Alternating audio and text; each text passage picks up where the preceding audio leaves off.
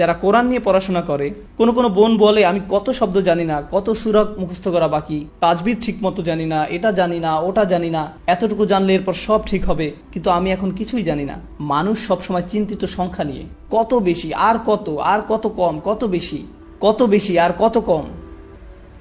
তারা শেষ করে ফেলতে চায় আর মনে করে এখনো তার কিছুই করতে পারেনি। আল্লাহ পাক যদি মানুষকে আমন্ত্রণ করেন একটি পথের দিকে, সবাই কি একই গতিতে আগাচ্ছে? না, কেউ খুব দ্রুত আগাচ্ছে, কেউ খুবই ধীরে, কেউ এতই ধীরে আপনি তাদের কোনোই অগ্রগতি দেখতে পাবেন না, এতই ধীরে স্পিডোমিটারে এটি ধরাই পড়বে না, এতই ধীরে, কিন্তু তারাও ঠিকই আগাচ্ছে। সমস্যাটি হলো আমরা চাই সবাই একই গতিতে আগাক। তুমি তার মতো হও, আপনি ওনার মতো হন, বাবা মারাও ঠিক একই কাজ করেন। একজন যখন আরেকজনের চেয়ে একটু ভালো করে, তুমি কেন তোমার বোনের মতো হলে না? তারা একই নয়, এক একজন তার নিজের পথে। আপনি আল্লাহকে বলছেন পথ মিলিয়ে দিতে, আপনি মানুষকে পথ একত্র করার দিকে ডাকছেন, গন্তব্যের দিকে নয়। আল্লাহ পাক আমাদের শুধু পথে আসতে বলছেন, পথের এই যাত্রা উপভোগ করতে বলেছেন। অনেক মানুষ আমার কাছে এসে বলে আমি কিভাবে আরবি দ্রুত শিখতে পারি, কিভাবে আমি পুরো কোরআন একেবারে শেষ করে ফেলতে পারি। আমি বলি এত ব্যস্ততা কেন? আমি কি খুব শীঘ্রই মারা যাবেন? সময় আছে, ধৈর্য ধরুন। আল্লাহ পাক এটা দেখতে চান না যে কতটুকু আপনি জানেন, তিনি দেখতে চান আপনি সেই পথে আছেন কিনা। আর আপনি যখন পথে থাকবেন, কিভাবে জানবেন আপনি পথে আছেন? আশেপাশের দৃশ্যপট বদলায় পথে, তাই না? বদলায় যখন আপনার অগ্রগতি হয়। আল্লাহ পাক শুধু এটাই চান যে আপনি আগাচ্ছেন কিনা। তিনি শুধুই অগ্রগতি চান, পরিপূর্ণতা নয়। ওটা আশেপাশের মানুষ চায় আপনার কাছ থেকে, আল্লাহ পাক তা চান না। আল্লাহ পাক জানেন তিনি কাকে সৃষ্টি করেছেন। তিনি আমাদের বলেন না যে নির্ভুল হয়ে যেতে, তিনি চান আমাদের অগ্রগতি হোক, এতটুকুই তিনি চান। আল্লাহ পাক আমাদের দিনকে সহজ আর সুন্দর করেছেন, আর আমরা সেটাকে কঠোর আর কদর্য বানাই। আমরা মানুষকে ছোট করি কারণ তারা নির্ভুল নয়, আমরা তাদের ছোট করি কারণ তারা এখনো গন্তব্যে পৌঁছায়নি। সাহাবারা সর্বশ্রেষ্ঠ প্রজন্ম ছিলেন, হ্যাঁ, সর্বকালের সর্বশ্রেষ্ঠ প্রজন্ম ছিলেন তারা। তারা ইসলামের জন্য মরতেও প্রস্তুত ছিলেন, হ্যাঁ নাকি না? আল্লাহ পাক তাদের আয়াত পাঠিয়েছিলেন মদ্যপান নিয়ে সর্বমোট 3টি স্তরে। তারা এমন ছিলেন যে ইসলামের জন্য তারা মরতেও সদা প্রস্তুত। তবু আল্লাহ পাক প্রথমে বলেছেন মদ্যপানের খারাপ দিকগুলো ভালোর থেকে বেশি। এরপরে বললেন মদ্যপ অবস্থায় নামাজের কাছেও এসো না। এরপর সূরা মায়েদায় নাজিলের সময় অনুযায়ী একেবারে শেষ সূরাগুলোর মধ্যে একটি, সেখানে তিনি বললেন এটি শয়তানের সাহায্যকারী, তোমরা থামাও। তাহলে সাহাবারা যারা কিনা সেরা প্রজন্ম, আল্লাহ পাক তাদের থেকেও আশা করেননি যে তারা সাথে সাথে মদ্যপান ছেড়ে দিবেন। তিনি যদি চাইতেন তিনি একেবারে শুরুতেই এই আয়াত দিতে পারতেন। এখন দেখুন, মদ্যপান শুধু হারাম নয়, বরং এটি খুবই খারাপ অভ্যাস। এখানে পার্থক্য আছে। যেমন শুকর খারাপ কিছু নয়, কিন্তু এটি হারাম। আপনি শুকর দেখে বললেন আস্তাগফিরুল্লাহ, শয়তান। না না, এটি শুকর, না খেলেই চলবে। আল্লাহ পাক বানিয়েছেন এটি খারাপ কিছু নয়। কিন্তু মদ্যপান এটি শুধু হারাম নয়, এটি একটি খারাপ অভ্যাসও বটে। সব সময় এটি শয়তানের সাহায্যকারী ছিল। কুরআন নাজিলের প্রথম বছরেও শয়তানের সাহায্যকারী ছিল, কুরআন নাজিলের 23তম বছরেও এটি শয়তানের সাহায্যকারী ছিল। কিন্তু এটি খারাপ হলেও আল্লাহ পাক সিদ্ধান্ত নিয়েছেন যে সাহাবারা ওই পথে যথেষ্ট আগায়নি, তাই তারা প্রস্তুত নয়, তারা আরেকটু আগাক। তাই প্রথমে বললেন যে খারাপ দিকগুলো ভালোর থেকে বেশি। এরপর আরেকটু আগানোর পর বললেন যে অন্তত ওই অবস্থায় নামাজে এসো না। তারপর একটা সময় পরে তিনি বললেন হ্যাঁ, এখন তোমরা প্রস্তুত, এখন থামো। সর্বশ্রেষ্ঠ প্রজন্মকেও আল্লাহ পাক সময় দিয়েছেন অনেক এই পথে অগ্রসরের জন্য। আর আমরা কি করি? আজকে যদি একজন মদ্যপ ব্যক্তি মসজিদে আসে, একেবারে মদ্যপ, কয়েকটি বিয়ার খেয়েছে সে, বেশ দূরে থেকেও আপনি গন্ধ পাচ্ছেন, এসে ঢুলতে ঢুলতে বললো আমি নামাজ পড়তে চাই, কি করব আমরা তাকে নিয়ে? ঘাট ধরে বের করে দিবেন। আর যখন বের করে দিলেন, এরপর সে কোথায় যাবে? আবার সেই বারে, আবার মদ খেতেই যাবে। সে আল্লাহ পাকের ঘরে এসেছিল, সে আল্লাহর পথে অনেক বড় একটি পদক্ষেপ নিয়েছিল, আর আপনারা বললেন ফিরে যাও। এই পদক্ষেপ আমাদের জন্য যথেষ্ট নয়, ফিরে যাও। আল্লাহ পাক চান যেন এই পথে আপনি অগ্রসর হন। আর আপনাকে অন্যদেরকে সাহায্য করতে হবে এই পথে অগ্রসর হবার জন্য। হয়তো কেউ একটু বেশি সময় নেবে আর কেউ কম সময় নেবে। আল্লাহ পাক আমাদেরকে উদাহরণ দিয়েছেন মাটিতে বীজ বপনের, তাই না? আপনাদেরকে বলি, গত 1 বছরে আমার লেকচারগুলোতে এই একই প্রশ্ন আমাকে প্রায় 1000 বার করা হয়েছে। একই প্রশ্ন আমাকে প্রায় 1000 বার করা হয়েছে।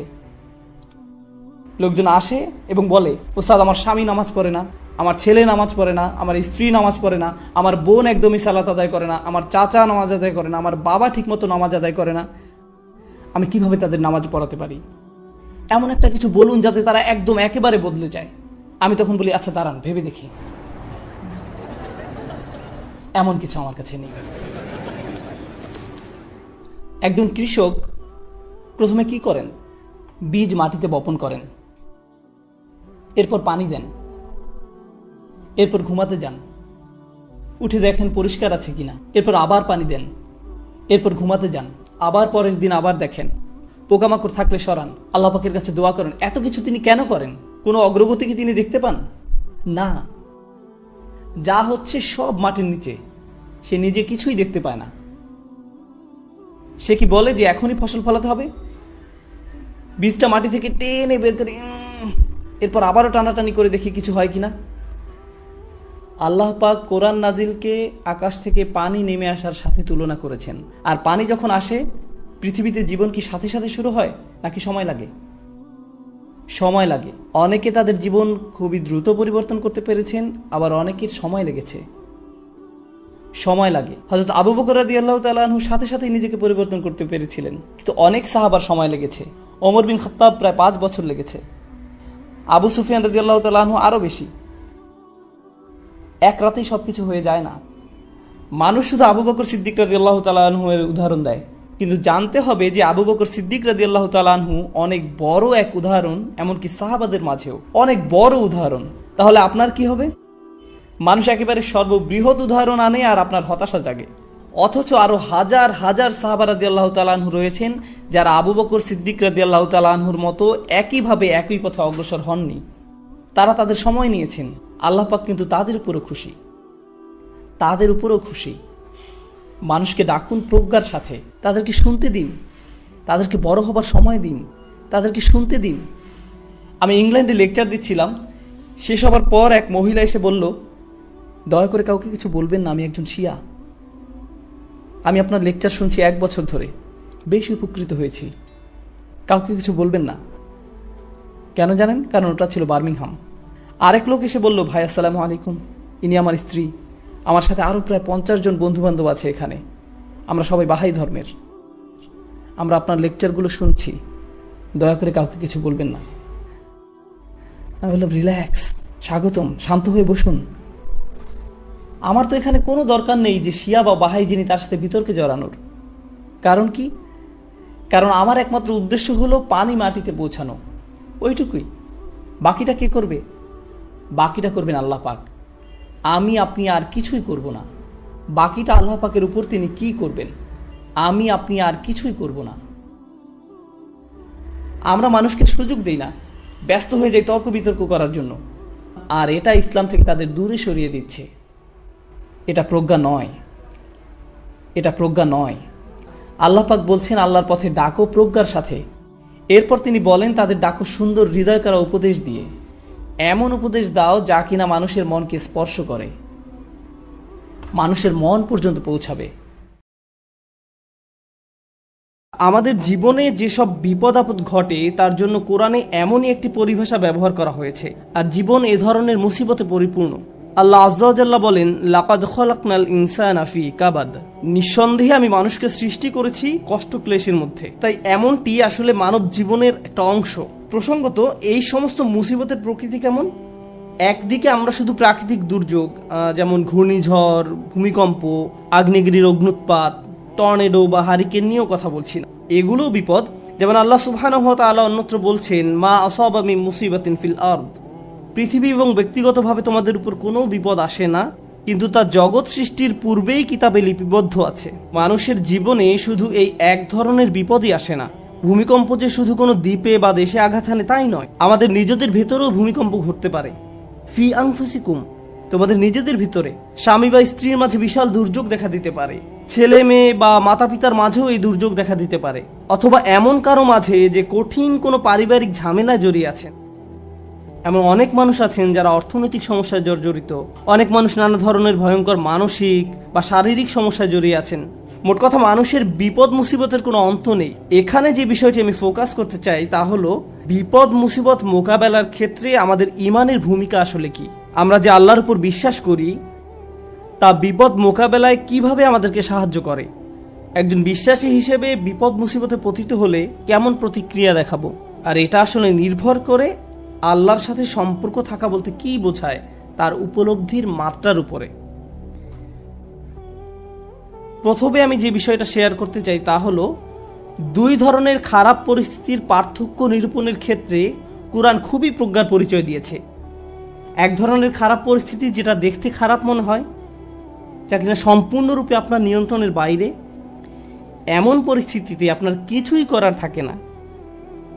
যেমন আপনি বন্যায় আক্রান্ত হয়ে পড়েছেন, আর এই বন্যা আপনি ঘটাননি, আপনি জাস্ট ওই এলাকায় বসবাস করেন, এটা এড়ানোর কোনো সুযোগ হয়নি।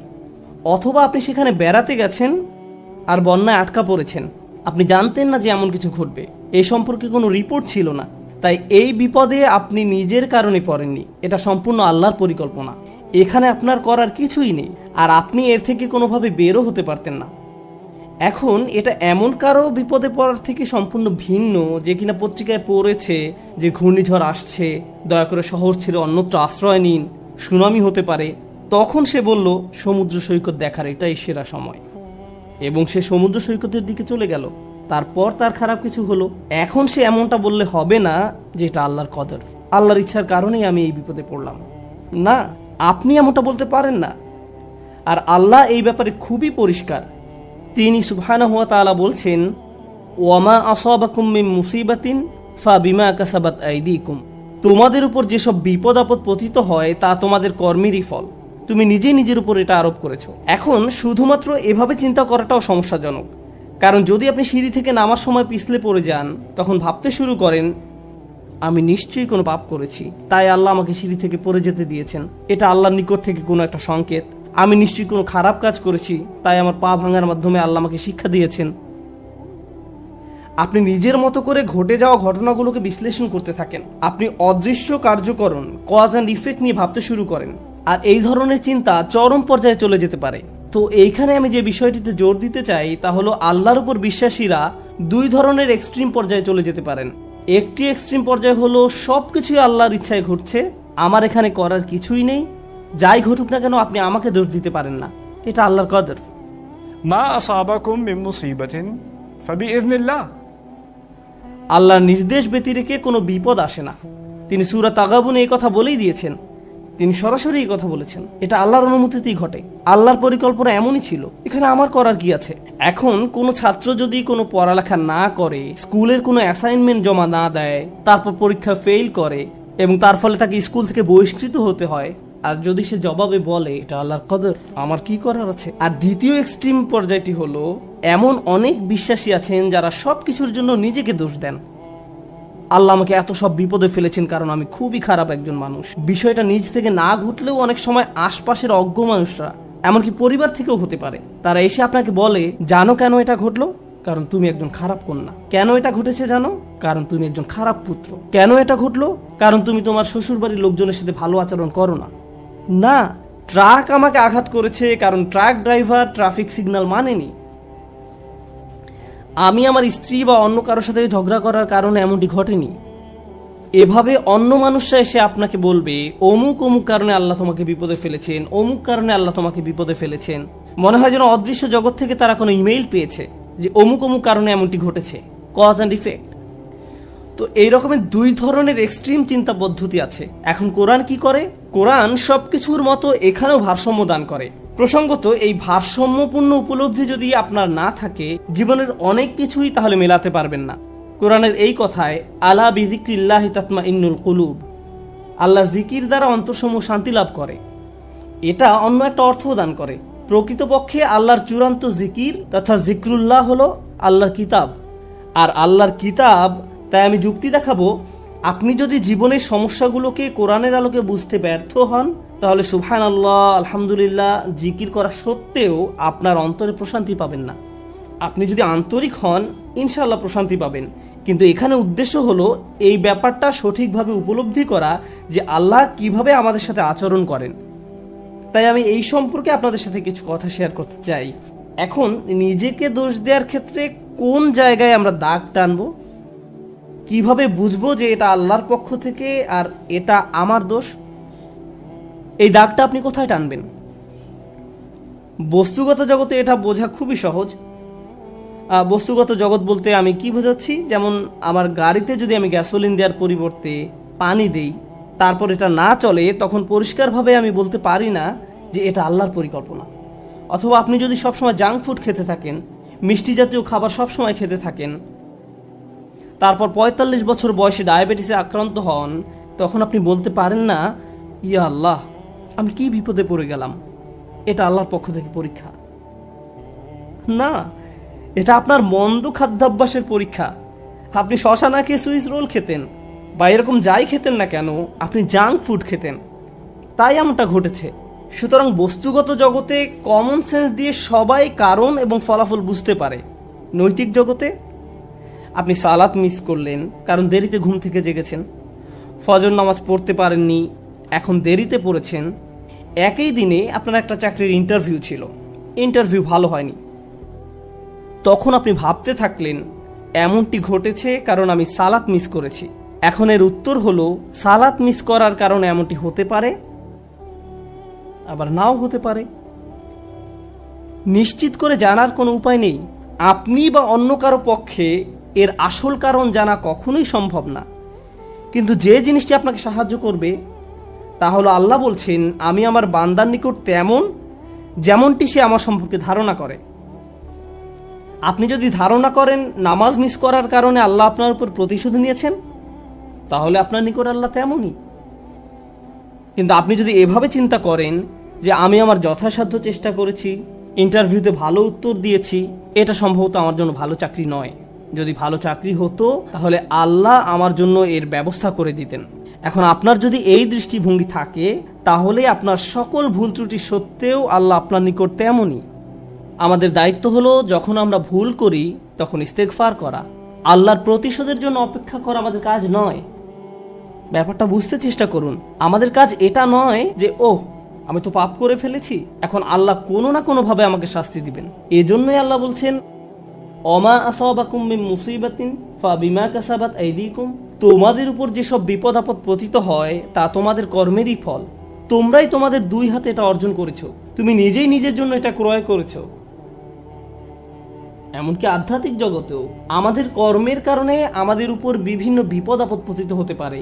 যেমন আপনি যদি ক্রমাগত মাতা পিতার সাথে খারাপ আচরণ করতে থাকেন এবং আপনার উপর কোনো মুসিবত আরোপিত হয়, এতে সম্ভবত কোনো কানেকশন রয়েছে। এই সমস্ত ক্ষেত্রে আল্লাহ কি করেন? ওয়ায়াফু আন কাসীর, এবং তিনি তোমাদের গুনাহ ক্ষমা করে দেন। বস্তুগত জগতে আপনি যদি 2 তলার ছাদ থেকে লাফ দেন, ফলাফল ভোগ করতে হবে। আল্লাহ বলবেন না যে এইবার আমি তোমার পা ভাঙব না, না না, যা ঘটার তা ঘটবে। আগুনে যদি হাত রাখেন তা পোড়া যাবেই। আল্লাহ বলবেন না যে তুমি তো আজকে ফজর নামাজ পড়েছো, তোমার হাত পুড়বে না, এমনটা ঘটবে না। কিন্তু যখন আধ্যাত্মিক জগতের কথা আসে, তিনি বলছেন ওয়ায়াফু আন কাসীর, তিনি সাথে সাথেই প্রতিশোধ নেন না। আল্লাহ এভাবেই আমাদের সাথে আচরণ করেন, ওয়ায়াফু আন কাসীর। এই ব্যাপারটা আমাদের মনের মাঝে গেঁথে নিতে হবে। যে কারণে আমি আজ এই আলোচনার সূত্রপাত করলাম তা হলো, আমাদের উম্মায় প্রতিদিন যে আধ্যাত্মিক অপরাধটি সংঘটিত হয়, তা হয় একজন স্নেহের মানুষের হাতে অন্য একজন স্নেহের মানুষের, পিতামাতা, স্বামী স্ত্রী। কখনো কখনো আমরা আমাদের স্নেহের মানুষদের সবচেয়ে জঘন্য কথাটা বলে বসি। মাঝে মাঝে আমরা সেসব কথা বলে আল্লাহর নামে। তুমি যা করছো তার জন্য আল্লাহ তোমাকে শাস্তি দেবেন, একদিন তোমাকে বিচারের কাঠগড়ায় দাঁড়াতে হবে। তুমি যা করছো তা আল্লাহ কোনোদিন ক্ষমা করবেন না। মা তার সন্তানকে এভাবে বলে, স্ত্রী স্বামীকে বলে, ভাই বোন একে অপরকে বলে। মনে হয় যেন আল্লাহ কোনো রাগান্বিত অস্ত্র যা আপনি যে কোনো সময় প্রয়োগ করতে পারেন। কারণ কারো উপরে আপনি অসন্তুষ্ট, তাই আল্লাহ অবশ্যই তার উপর অসন্তুষ্ট। এবং আপনি এভাবে আল্লাহকে ব্যবহার করতে পারেন, এটা আমাদের স্থান নয়। অনেক মানুষের ক্ষেত্রে তারা এই ধরনের কথা এত বেশিবার শুনেছে যে তারা আল্লাহর নিকট থেকে অনেক দূরে সরে গিয়েছে। তারা তাদের প্রিয় মানুষগুলোর কাছ থেকে এমন কথা শুনেছে। একটা শিশু তার মা বাবার কাছ থেকে এমন কথা সব সময় শুনে এসেছে, নামাজ না পড়লে আল্লাহ তোমাকে শাস্তি দিবেন, নামাজ না পড়লে আল্লাহ তোমাকে শাস্তি দেবেন, এই বিস্কুট খাওয়ার কারণে আল্লাহ খুবই রাগান্বিত, সব সময় আল্লাহ রাগ করবেন, আল্লাহ রাগ করবেন, আল্লাহ রাগ করবেন। এই ছেলেটি যখন 16-17 বছর বয়সে পৌঁছায়, সে আল্লাহর সাথে তখন আর কোনো সম্পর্ক রাখে না। যখন সে শুনে আল্লাহ দয়ালু, ক্ষমাশীল, তার তখন এই কথা বিশ্বাস করতে কষ্ট হয়। কারণ আল্লাহ সুবহানাহু ওয়া তাআলা সম্পর্কে এমন ধারণা নিয়ে সে বড় হয়নি। তার কাছে মনে হয় প্রতিবার সে আল্লাহর কারণে সমস্যায় পতিত হয়েছে। তারপর এই পিতামাতাই বলেন, আমরা তো এই ছেলেকে ছোটবেলা থেকেই ইসলাম শিখাচ্ছি, আমি জানি না কেন সে ইসলাম থেকে দূরে সরে যাচ্ছে। কিন্তু কোন আল্লাহ সম্পর্কে আপনি তাকে শিক্ষা দিয়েছেন? একজন রাগান্বিত আল্লাহ, এমন আল্লাহ যিনি শুধু শাস্তিই দিতে চান, অথচ আল্লাহ বলছেন মা ইয়াফআলুল্লাহু বিআযাবিকুম, তোমাদের শাস্তি দিয়ে আল্লাহ কি করবেন? আল্লাহ নিজেই এই কথা বলছেন, তোমাদের পিছনে লেগে আল্লাহ কি করবেন? তাই মানুষ খারাপ পরিস্থিতিতে পড়লেই মনে করে আল্লাহ তাদের শাস্তি দিচ্ছেন, আল্লাহ তাদের কষ্ট দিচ্ছেন। তার এমন পরিস্থিতি আল্লাহ তৈরি করেছেন, আল্লাহ তাদের কষ্ট দিচ্ছেন। আমার এক কলিগ আমাকে একটা কথা মনে করিয়ে দিয়েছিলেন। মালয়েশিয়া আসার সময় কোত্থেকে হঠাৎ করে, এমনটা আগে কখনো হয়নি, আমার টনসিলে ব্যাকটেরিয়ার আক্রমণ ঘটে। এটা এমনভাবে ফুলে গিয়েছিল যে আমার গলার অর্ধেকটা ব্লক হয়ে গিয়েছিল। আমার কাছে মনে হয়েছিল একটি নাকের ছিদ্র বন্ধ হয়ে আমি যেন ডুবে যাচ্ছি। আমি তখন আবুধাবি থেকে এখানে আসার মাঝপথে বিমানে ছিলাম। বিমান থেকে নেমে দ্রুত একটা ক্লিনিকে গেলাম। তারা বলল, তোমাকে অমুক অমুক ভারী চিকিৎসা নিতে হবে। এখানে আসার পর আমাকে অপারেশন করার পরামর্শ দেওয়া হলো। ভাবতে লাগলাম কি হচ্ছে এসব। ডাক্তার বলল, এমন ঘটনা একেবারেই ঘটে না। ব্যাপারটা আসলেই অদ্ভুত। আমার 30 বছরের ক্যারিয়ারে শুধু আরও একবার এমন ঘটনা দেখেছি। তো আমি হাসপাতালের বেডে শুয়ে আছি আর অপারেশনের জন্য অপেক্ষা করছি। তখন আমার এক কলিগ আমাকে মনে করিয়ে দিল যে এই মুহূর্তে তোমার জন্য এটাই শ্রেষ্ঠ জায়গা। এই মুহূর্তে হাসপাতালের এই বিছানাই তোমার জন্য সর্বোত্তম জায়গা। এটাই তোমার জন্য আল্লাহর পরিকল্পনা। আমি ভাবতে লাগলাম, আমাকে অমুক অমুক প্রোগ্রাম বাতিল করতে হবে, অমুক অমুক জায়গায় যেতে পারবো না, পরিস্থিতি কিভাবে মোকাবেলা করব, অমুক ক্যালেন্ডার, অমুক মিটিংয়ের কি হবে। এত দূর থেকে আসলাম প্রোগ্রামগুলো করার জন্য। তারপর হঠাৎ করে আমার কলিগের এই কথা আমার সব কিছু শান্ত করে দিল। হ্যাঁ, এখানেই আমার থাকার কথা, এর চেয়ে ভালো কোনো জায়গা হতে পারে না। কারণ হাসপাতালে আসার পরিকল্পনাটি তো আমার নয়, এটা আল্লাহ আজ্জা ওয়া জাল্লার পরিকল্পনা। আমাদের আল্লাহর এমন কাছাকাছি থাকতে হবে যে আল্লাহ যখনই আমাদের জন্য যে পরিকল্পনাই করেন না কেন, আমাদের প্রতি তার ভালোবাসার কারণেই এমনটি করেন। আল্লাহ আজ্জা ওয়া জাল্লা তার বান্দাদের ভালোবাসেন, তিনি তাদের জন্য সবচেয়ে ভালোটাই পছন্দ করেন। আমরা আমাদের নিজেদের যতটা ভালোবাসতে পারি, আল্লাহ আমাদের তার চেয়েও বেশি ভালোবাসেন। আমরা নিজেদের যতটা যত্ন নিতে পারবো, আল্লাহ তার চেয়েও বেশি যত্ন নিয়ে থাকেন। আমরা যখন এই বিষয়টা ভুলে যাই, তখন হেদায়েত হারিয়ে যায়। একই বিষয়ে সূরা তাগাবুনে আল্লাহ বলছেন, ওমা ইউমিন বিল্লাহি ইয়াহদি কলবাহু, আল্লাহর নির্দেশ ব্যতিরেকে কোনো বিপদ আসে না, এবং যে আল্লাহর প্রতি বিশ্বাস করে সেই বিপদের সময়, কারণ আপনি তো এমনিতেই আল্লাহকে বিশ্বাস করেন, যখন মুসিবতে পড়েন কেবল তখনই প্রশ্ন করতে শুরু করেন, আল্লাহ কেন আমার সাথে এমনটি করছেন। ঠিক সে সময়ের জন্য আল্লাহ ওমা ইউমিন বিল্লাহ এই বাক্যটা ব্যবহার করেছেন। যে কেউ সত্যিকার অর্থে আল্লাহকে বিশ্বাস করে, হ্যাঁ, আপনি সব সময় বলেন আল্লাহ রহমান, আপনি কি আসলে অনুভব করেন আল্লাহ রহমান? না, এই মুহূর্তে তিনি সম্ভবত জুনতিকম, এই মুহূর্তে তিনি সম্ভবত সেই সত্তা যিনি প্রতিশোধ নিয়ে থাকেন। এখন সম্ভবত তিনি আল জব্বার আর রহমান নন। লক্ষ্য করেছেন, যখন বিপদে পড়েন তখন আর রহমানের উপর আপনার ঈমান হারিয়ে যায়। আল্লাহ বলছেন, সে সময় তুমি যদি আর রহমানের উপর ঈমান রাখতে পারো, তিনি নিজেকে তোমার নিকট আর রহমান হিসেবে উপস্থাপন করেছেন, সেই মুহূর্তে তুমি যদি তা করতে পারো, তাহলে আল্লাহ তোমাকে কি উপহার দিবেন। এটাই আমার খুতবার উপসংহার, যে আল্লাহ আমাদের কি উপহার দিবেন। আমি স্বাস্থ্য চাই, অসুস্থতা থেকে সুস্থ হতে চাই, আমি চাকরি চাই, আমি টাকা চাই, আমি উত্তম পারিবারিক অবস্থা চাই, আমি বর্তমান অবস্থা এড়াতে চাই, আমি চাই অন্য মানুষ যেন আমাকে কোনো কষ্ট না দেয়, আমি চাই মানুষ যেন আমাকে নিয়ে কথা না বলে, যেটাই হোক না কেন কিছু একটা আপনাকে খুব বিরক্ত করছে। আপনি ভাবছেন, ইস যদি এই সমস্যাটা পার করতে পারতাম, জীবন মনে হয় প্রশান্তিতে পরিপূর্ণ হয়ে যেত। আমাদের সবারই জীবনে কোনো না কোনো সমস্যা রয়েছে যা আমাদের শান্তিতে ঘুমাতে দেয় না। আর আমরা ভাবতে থাকি, ওহ ভাই, যদি এই সমস্যাটা চলে যেত অনেক ভালো থাকতাম। কিন্তু জানেন কি হয়? যদি এই সমস্যাটা চলে যায়, পরবর্তীতে আরেকটা এসে হাজির হয়। আর যখন নতুন সমস্যা এসে দেখা দেয়, আপনি ভাবেন পূর্বের সমস্যাটা আরো সহজ ছিল। এটা তো অনেক বড় সমস্যা। আপনি যদি আল্লাহর উপর ভরসা রাখতে পারেন, আল্লাহ আপনাকে কি দিবেন? তিনি আপনার সমস্যা শেষ করে দেন না। এই পৃথিবীর জীবনে আপনি কখনো সমস্যা ছাড়া থাকতে পারবেন না। যদি সমস্যা চলে যেত, তাহলে ইয়াকুব আলাইহিস সালামের জন্য আমাদের তুলনায় অনেক আগেই সেটা দূর হয়ে যেত। যদি ঈমান থাকার মানে হয় আপনার কোনো সমস্যা থাকবে না, তাহলে মরিয়ম আলাইহিস সালামের কোনো সমস্যা থাকা উচিত ছিল না। রাসূল সাল্লাল্লাহু আলাইহি সাল্লামেরও কোনো সমস্যা থাকার কথা ছিল না।